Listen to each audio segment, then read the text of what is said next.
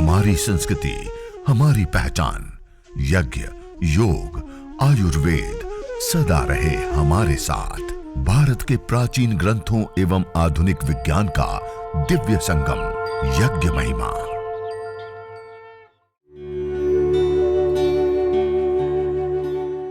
भारतीय संस्कृति में यज्ञ, योग एवं आयुर्वेद जैसी अमूल्य विद्याएं हैं, जिसका मूल है वेद। इतिहास की ओर दृष्टि डालें तो भगवान राम, भगवान कृष्ण से लेकर राजा महाराजाओं, ग्रामवासियों व अरण्यवासी ऋषियों की कुटियों तक नित्य व नैमित्तिक यज्ञों का प्रचलन देखने को मिलता है। जैसे जल बाष्पित रूपांतरित होता है, ऐसे ही धरती पर जितने भी पदार्थ पाए जाते हैं, सारे के सारे पदार्थ रूपांतरित होते हैं, बदलते हैं, अपने फॉर्म को बदलते हैं। जब वो अपने फॉर्म को बदलते हैं, जब हम यज्ञाग्नि के अंदर गौ, घृत और जड़ी बूटियों की विशेष आहुतियां प्रदान करते हैं और वो जब रूपांतरित होते हैं, जब वो अपने फॉर्म को बदलते हैं, तो 3 रूपों में हमारे सामने आते हैं। पहला, गैस फॉर्म में रूपांतरित होता है। दूसरा, पार्टिकल के रूप में वो रूपांतरित होता है। और तीसरा, एनर्जी, ऊर्जा के रूप में वो रूपांतरित होता है। कोई भी चीज जलती है तो वहां से 3 चीजें निकलती है, पार्टिकल, गैस और एनर्जी, ऊर्जा। इन 3 रूपों में वो रूपांतरित होता है। जब वो इन 3 रूपों में रूपांतरित होता है, इन तीनों के अपने अपने विशेष लाभ होते हैं। जैसे वह गैस फॉर्म में कन्वर्ट होता है तो उसके 3 मुख्य और विशेष लाभ होते हैं। 3 मुख्य और विशेष लाभ होते हैं। सबसे पहला, वायुमंडल का शोधन होता है। वायुमंडल के अंदर पहले से ही बहुत सारी गैस है, बहुत सारी गैसों के समुदाय को हम वायु कहते हैं। और जब हम यज्ञ करते हैं, हवन करते हैं, अग्निहोत्र करते हैं, उसमें विशेष जड़ी बूटियां और गौ घृत की आहुति प्रदान करके हम कुछ विशेष प्रकार की गैसों का निर्माण करते हैं। एथिलीन ऑक्साइड, प्रोपिलीन ऑक्साइड से लेकर के अलग अलग प्रकार की मल्टीपल कई सारी गैसें बनती हैं और उसकी मात्राएं और वो सब अग्नि का तापांश और कौन सी चीज जलाई और कितने टेम्परेचर पे जलाई जा रही है, उन सब के आधार पे न्यूनाधिक हो सकती है। और वो जो गैसें हैं वो जब वायुमंडल के अंदर मिल जाती है, वायुमंडल के अंदर आती हैं, तो वायुमंडल के अंदर पहले से ही बहुत सारी गैसें हैं और ये दोनों गैसें जब आपस में मिलती हैं तो एक फोटोकेमिकल प्रोसेस चलती है। आप सभी लोग जानते हैं फोटोसिंथेसिस प्रक्रिया को। क्लोरोफिल के ऊपर जब सूर्य की किरणें पड़ती हैं तो वायुमंडल के अंदर जो कार्बन डाइऑक्साइड के कण हैं उसके बॉन्ड्स टूटते हैं। क्लोरोफिल, पत्ते का जो हरापन होता है, पेड़ पौधों का जो हरापन होता है, उसके ऊपर जब सूर्य की किरणें पड़ती हैं तो वह जो क्लोरोफिल है और सूर्य की किरणें पड़ती हैं और वायुमंडल के अंदर जो कार्बन डाइऑक्साइड के बॉन्ड्स है वो टूटते हैं। और उसके टूटने के परिणाम स्वरूप क्या होता है, उसके अंदर जो कार्बन है उसको वो अवशोषित कर लेता है, अर्थात पेड़ पौधा उसको अपना आहार बना लेता है और ऑक्सीजन का जो बॉन्ड टूटा वो वायुमंडल के अंदर रिलीज हो जाता है। इसको कहते हैं फोटोसिंथेसिस प्रक्रिया। सामान्य रूप से व्यक्ति कह देता है कि पेड़ पौधे ऑक्सीजन देते हैं। पेड़ पौधे कोई ऑक्सीजन नहीं देते। इस प्रक्रिया से वायुमंडल के अंदर ही जो ऑक्सीजन है, जो कार्बन के साथ बॉन्ड्स बना हुआ है, वो टूट जाते हैं। तो उसके कारण ऑक्सीजन रिलीज हो गई और कार्बन को वो अपने अंदर अवशोषित कर लेता है, आहार बना लेता है। वैसे वायुमंडल में ऑक्सीजन बढ़ जाती है। ये जो फोटोसिंथेसिस प्रक्रिया होती है, ऐसे ही एक फोटोकेमिकल प्रोसेस होता है। वायुमंडल के अंदर बहुत सारी गैसें हैं, हमने कुछ यज्ञ आदि क्रियाएं करके विशेष प्रकार की कुछ गैसों का निर्माण करके उस वायुमंडल के अंदर मिलाया और ये दोनों गैसें जब आपस में मिलती हैं तो एक अभिक्रिया चलती है और उसके बाद जो उसमें सूर्य की किरणें या एक निश्चित टेम्परेचर उसको मिलता है, उस समय और कुछ विशेष प्रक्रियाएं चलती हैं और उसके परिणाम स्वरूप जो वायु के बॉन्ड्स बने हुए हैं वो टूटते हैं, बनते हैं, निरंतर आमूल चूल परिवर्तन होते हैं। जिस वायु को हम देख नहीं पा रहे हैं, देख नहीं सकते हैं, उसके अंदर निरंतरता के साथ आमूल चूल रूपांतरण इस रूप में चल रहे होते हैं और उस रूपांतरण के परिणाम स्वरूप यह सिद्ध हुआ है, यह सामने आया है। कई सारी रिसर्चें, कई सारे अनुसंधान होने के बाद डॉक्टर ओम प्रकाश पांडे नासा में अंतरिक्ष वैज्ञानिक के रूप में, वरिष्ठ वैज्ञानिक के रूप में वो कार्यरत हैं और उन्होंने भारत की, दक्षिण भारत में और उत्तर भारत की कुछ संस्थानों के साथ मिलकर के जो रिसर्च किए, जो अनुसंधान किए, उन रिसर्चों, उन अनुसंधानों के परिणाम और डॉक्टर स्वामी सत्यप्रकाश इलाहाबाद यूनिवर्सिटी में उन्होंने भी जो इस प्रकार की रिसर्च की, इन दोनों वरिष्ठ और बड़े साइंटिस्ट जिसको कहे जाते हैं, सामान्य तो बहुत सारी रिसर्च इस प्रकार की मिलती है, लेकिन जो प्रामाणिक एक बड़ी रिसर्च है जिसको कहा जाता है, इन दोनों परिणामों से यह सिद्ध हुआ, यह सामने आया कि यज्ञ को करने पर जो गैसें बनती है, जब वायुमंडल के अंदर एथिलीन ऑक्साइड, प्रोपिलीन ऑक्साइड आदि मिलती है और वायुमंडल के अंदर पहले से ही बहुत सारी गैसें होती हैं, और वो जब दोनों गैसें आपस में मिलती है तो एक फोटो केमिकल प्रोसेस चलती हैं और उसके परिणाम स्वरूप वायुमंडल के अंदर जो अवांछित गैसें हैं, जो हानिकारक गैसें हैं, जो जहरीली गैसें हैं, जिसको हम पोल्यूटेंट गैसें बोलते हैं, जो पोल्यूशन है, उन गैसों को न्यूट्रलाइज कर देता है। SOx, NOx, CFC, क्लोरोफ्लोरोकार्बन जिसको हम कहते हैं, जो आज संपूर्ण संसार के लिए एक सबसे बड़ी समस्या के रूप में सामने खड़ा हुआ है। और इन साइंटिस्टों ने जो रिसर्च की, जो अनुसंधान किया, और हमारे ऋषियों ने जो पुरानी यह विधा और विद्या हमें प्रदान की है परंपरा के रूप में, उसके परिणाम स्वरूप यह फल सामने आए कि जो हानिकारक और घातक गैसें हैं, वो हानिकारक घातक गैसें भी न्यूट्रलाइज हो जाती है, खत्म हो जाती है। आज तक का संसार का कोई ऐसा साधन नहीं है जिसके माध्यम से संपन्न हुआ हो।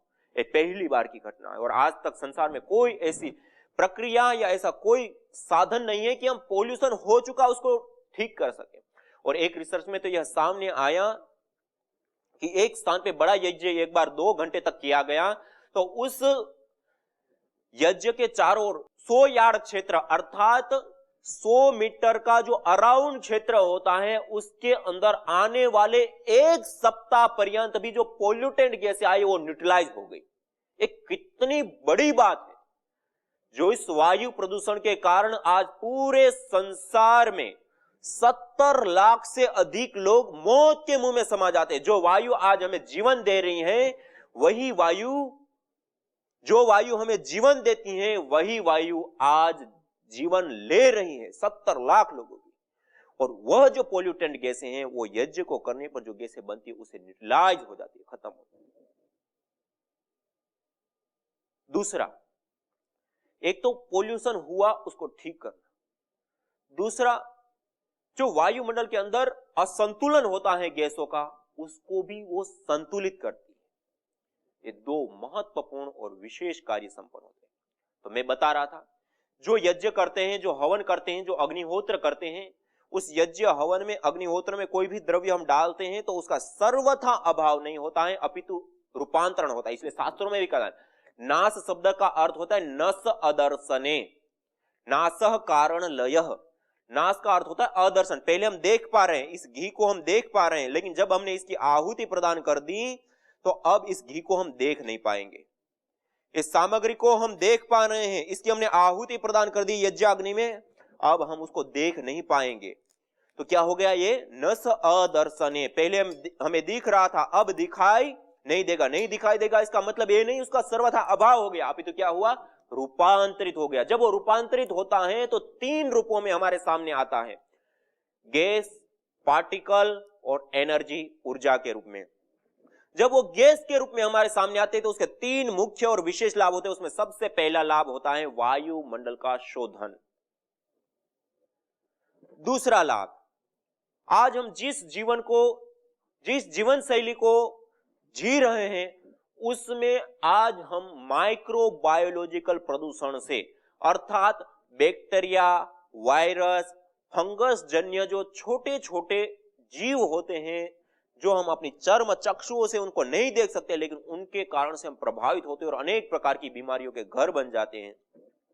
और यदि WHO के आंकड़ों को देखें, सरकारी बड़े संस्थानों के आंकड़ों को देखें, तो माइक्रोबायोलॉजिकल प्रदूषण अर्थात बैक्टीरिया, वायरस या फंगस जन्य जितनी भी बीमारियां हैं, उसके कारण होने वाली मौतों का आंकड़ा है करीब करीब 2.25 करोड़। जैसे मैंने कहा, वायु प्रदूषण से 70 लाख लोग मौत के मुंह में समा जाते हैं, ऐसे ही 2.25 करोड़ लोग केवल मात्र माइक्रोबायोलॉजिकल प्रदूषण, बैक्टीरिया, वायरस या फंगस जन्य बीमारियों से आप मौत के मुंह में समा जाते हैं। और आप लोगों को जान करके यह हर्ष होगा, खुशी होगी कि हमारे ऋषियों के द्वारा प्रदत्त यह जो यज्ञ विद्या है, यज्ञ है, हवन है, अग्निहोत्र है, इस यज्ञ को, इस हवन को, इस अग्निहोत्र को करने पर जो गैसें बनती हैं, वह गैसें जब वायुमंडल के अंदर प्रसरित होती हैं, वायुमंडल के अंदर आती हैं, तो वायुमंडल के अंदर व्याप्त बैक्टीरिया, वायरस, फंगस आदि नष्ट हो जाते हैं, दूर हो जाते हैं। आज एक कोरोना वायरस ने पूरे संसार को तंग कर रखा है, और यज्ञ को करने पर ये सारी जो बैक्टीरिया, वायरस, फंगस आदि जो सूक्ष्म माइक्रोबायोलॉजिकल प्रदूषण है वो दूर होता है। और हमने यहाँ पर PRI पतंजलि रिसर्च इंस्टीट्यूट में रिसर्च करके, अनुसंधान करके भी यह सिद्ध किया है, यह सामने आया है, जो हमारे घर में पाए जाने वाली जो औषधियां होती है, जड़ी बूटियां, हमारे घर में दालचीनी होती है, सौंठ होती है, काली मिर्च होती है, लौंग होती है, काले तिल होते हैं, गाय का घृत होता है, इन चीजों को जब हम यज्ञाग्नि के अंदर जलाते हैं या अंगारों के ऊपर डालते हैं, और उसके बाद जो धुनी उठती है, उस धुनी को जब हमने अलग अलग प्रकार के बैक्टीरिया, चाहे वो आंतों से संबंधित इन्फेक्शन के बैक्टीरिया हो, या अंदर हमारे जो लिवर आदि फंक्शन है, किडनी आदि, उसमें इन्फेक्शन करने वाले बैक्टीरिया हो, चाहे वो स्किन फंगल से लेकर के स्किन डिजीज करने वाले बैक्टीरिया हो, या फिर इससे अतिरिक्त जो एयरबोन्स बैक्टीरिया का जो वायुमंडल के अंदर रहने वाले और उसके कारण होने वाले जो बीमारियां हैं, वह बैक्टीरियाओं से लेकर के जो श्वास से संबंधित हमारे लंग्स में रहने वाले जो निमोनिया आदि से लेकर के जो अलग अलग प्रकार के, यहां तक कि जो टीबी के हैवी बैक्टीरिया होते हैं, वो भी इस सामान्य से हमारे घर के अंदर जो गाय का घृत होता है उससे, दालचीनी से, काले तिल के धूम्र से, और दालचीनी है, लौंग है, सौंठ है, वच है, इन एक एक चीजों के धुएं से भी वो नष्ट हो जाते, दूर हो जाते, खत्म हो जाते। और ये सारी चीजें हमारे घर में, हमारे सब जगह पे उपलब्ध हैं।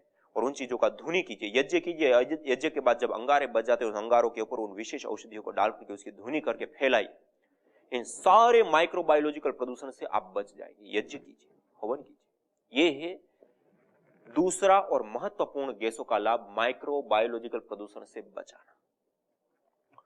तीसरा, गैसों के 3 लाभ मुख्य बताए, उसमें पहला वायु प्रदूषण को ठीक करना, दूसरा माइक्रोबायोलॉजिकल प्रदूषण को ठीक करना, और तीसरा, देखिए हम जिस जीवन को जी रहे हैं वह एनर्जी से चलता है, ऊर्जा से चलता है, शक्ति से चलता है।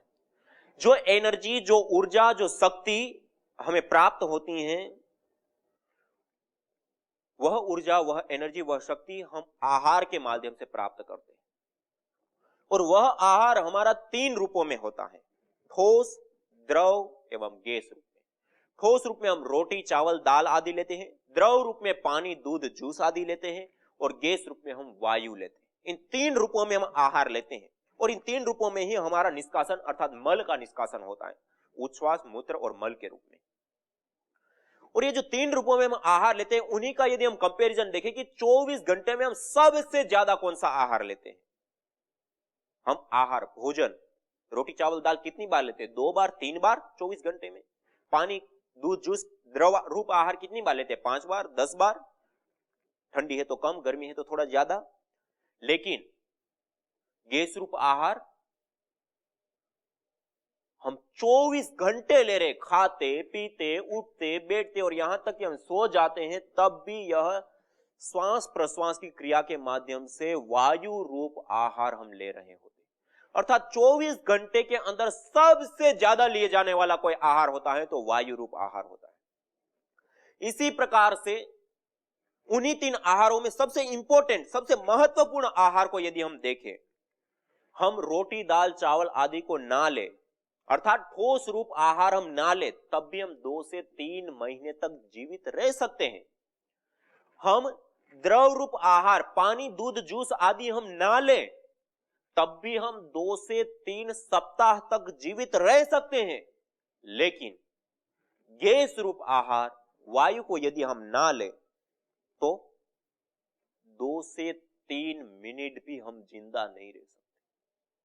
अर्थात 24 घंटे में लिए जाने वाले हमारे आहारों में सबसे ज्यादा और सबसे इंपॉर्टेंट हमारा कोई आहार होता है तो वायु रूप आहार होता है।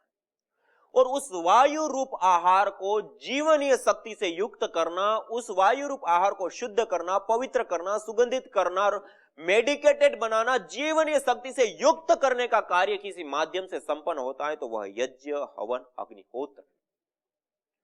और अनुसंधानों से, रिसर्चों से भी यह चीज सामने आई है। ICMR, Indian council of medical institute, ICMR के माध्यम से भी जो प्रोजेक्ट बने और जो अनुसंधान उससे यह सामने आया, और आज हम PRI में भी इस प्रकार के सारे रिसर्च कर रहे हैं, उसमें भी यह सामने आया कि जब हम यज्ञ करते हैं, हवन करते हैं, अग्निहोत्र करते हैं या धूम्र चिकित्सा करते हैं, जब अंगारे तैयार हो गए, उन अंगारों के ऊपर या गुग्गुल आदि जो विशेष औषधियां हैं, विशेष जो जड़ी बूटियां हैं, उसको आप अंगारों के ऊपर इस प्रकार से रखते हैं, और जो धूम्र होता है, जो धुनी होती है, उस धूम्र के अंदर, उस धुनी के अंदर जब हम कोई डॉक्टर के पास जाते हैं, बीमार हो गए, हमारे शरीर में व्याधियां हो गई, और हम डॉक्टर के पास जाते हैं, तो डॉक्टर हमारी उस बीमारी को ठीक करने के लिए जो दवाई लिखता है, जो दवाई देता है, उस दवाई के अंदर, उस गोली के अंदर, उस टेबलेट के अंदर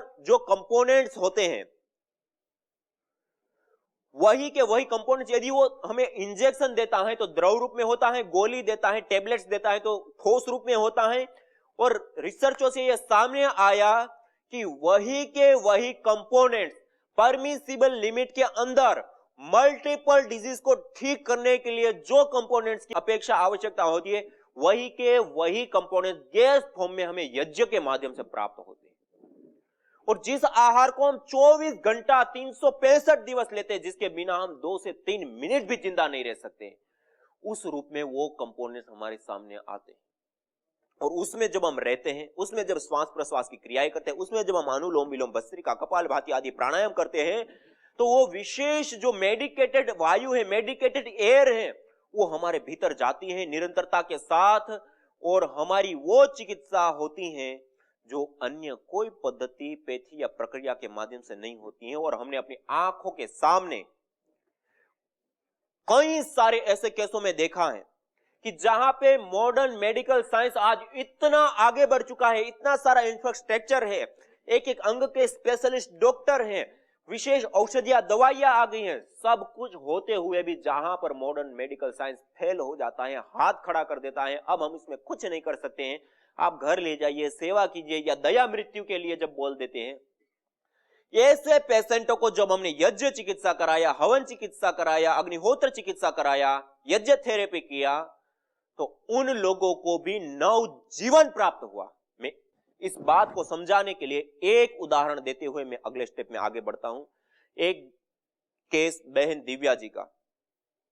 बहन दिव्या जी 18-19 साल की उनकी उम्र, उनको पिट्यूटरी ग्लैंड, मस्तिष्क में पिट्यूटरी ग्लैंड के ऊपर गांठ हो गई, और उस गांठ के होने के बाद कई सारे रिपोर्ट, ये वो सब MRI आदि हुआ, उनको पता चला कि ये इस प्रकार की गांठ है, और डॉक्टर लोग कोई उस केस को लेने को लिए ही तैयार नहीं हो रहा, और एक भी डॉक्टर ने नहीं कहा कि हम इसको ठीक करके दे सकते, इसका कोई इलाज नहीं है।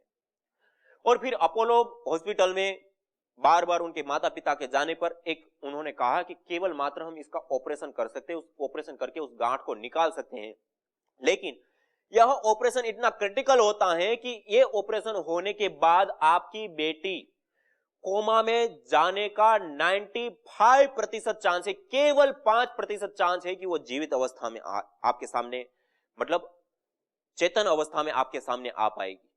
और यदि वो आ भी गई 5% चांस में, तब भी वो देख नहीं पाएगी, सुन नहीं पाएगी, उसकी स्मृति शक्ति बिल्कुल ही चली जाएगी, आपको जीवन भर उनकी सेवा करनी पड़ेगी और कुछ वो नहीं कर पाएगी। इस कंडीशन में उनके माता पिता के पास और कोई चारा था नहीं, और कोई उस केस को ले नहीं रहे, कोई कुछ कह नहीं रहे थे।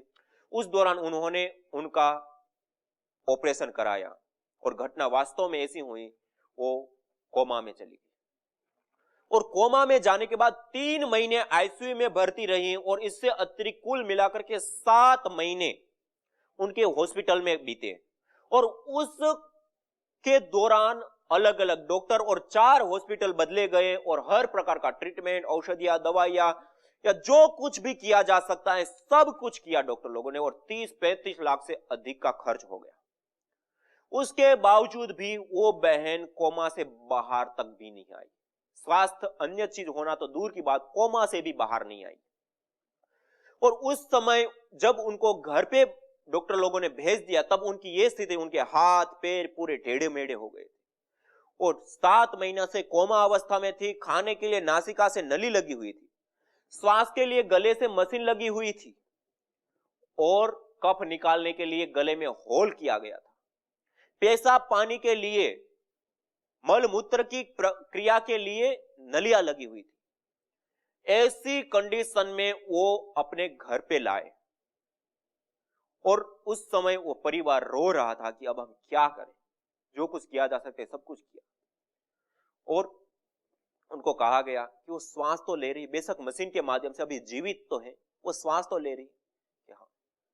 उनके घर में, उनके कमरे में जहां पे वो लेटी रहती हैं वहीं पे आप यज्ञ करना शुरू किए। विशेष औषधियां, जड़ी बूटी आदि लेकर के उन्होंने यज्ञ, हवन, अग्निहोत्र करना शुरू किया, प्रारंभ किया। और आप आश्चर्य करेंगे, केवल मात्र 3 महीने के अंदर अंदर उनके शरीर में जान आने लगी। धीरे धीरे उनके हाथ पैर हिलने लग गए, उनकी आंखें खोलने लग गई वो, और उनके जो गले में श्वास प्रश्वास के लिए मशीन लगी थी वो भी हट गई, खाने के लिए नली थी वो भी हटने लग गई, और धीरे धीरे पानी की नलियों से लेकर सब चीजें हटने लगी। और 6 महीने होते होते वो बहन बेड से खड़ी हो गई और एक नव जीवन को प्राप्त किया। और पिछले 25 तारीख को यहाँ पतंजलि योगपीठ में भी महाराज जी से आशीर्वाद लेने के लिए आई, स्वामी जी मेरे को नव जीवन मिला यज्ञ के बाद। यज्ञ अस्थमा से लेकर कैंसर जैसे जानलेवा रोगों से बचाने के साथ ही तनाव, अनिद्रा व अवसाद आदि मानसिक रोगों को दूर कर शांति व सौमनस्य प्रदान करता है। यज्ञ से विषैली गैसों में भारी मात्रा में कमी आती है व जानलेवा बैक्टीरिया, वायरस, फंगस आदि नष्ट होते हैं एवं रेडिएशन को भी कम करता है। यज्ञ भूमि की उर्वरा शक्ति एवं फसलों में एक्टिव कंपाउंड को बढ़ाता है तथा रोगों की रोकथाम भी करता है। यज्ञ कृषि से उत्पन्न अन्न, फल आदि उत्तम पोषक तत्वों से युक्त एवं स्वादिष्ट होते हैं। यज्ञ उत्तम वर्षा करने वाला तथा जलाशयों का शोधन करने वाला होता है। यज्ञ जड़ एवं चेतन दोनों में सात्विकता का संचार करता है। यज्ञ जहां भौतिक ऐश्वर्य एवं पुण्यों को प्रदान करता है, वहीं आध्यात्मिक जीवन में मानवीय चेतना का उत्कर्ष करके अतिमानस चेतना की ओर अग्रसर करता है। यज्ञ भारतीय संस्कृति की मुकुट मणि है, प्रतीक है, मूल है। मानव जीवन के हर पहलू के साथ यज्ञ जुड़ा हुआ है, चाहे वह संस्कार, चाहे पूजा पाठ या फिर पर्व से लेकर हर शुभ अशुभ अवसरों में भी यज्ञ करने की सार्वभौमिक, वैज्ञानिक एवं पंथ निरपेक्ष पावनी परंपरा रही है। आइए हम संकल्प लें, संसार के श्रेष्ठतम कर्म यज्ञ को अपनाएं। पिंड और ब्रह्मांड में संतुलन कायम करने वाले यज्ञ को अपने जीवन का अभिन्न अंग बनाएं एवं प्रकृति मां के प्रति अपने ऋणों को अदा करें। विश्व स्वास्थ्य का एक नारा, यज्ञ से होगा जग उजियारा।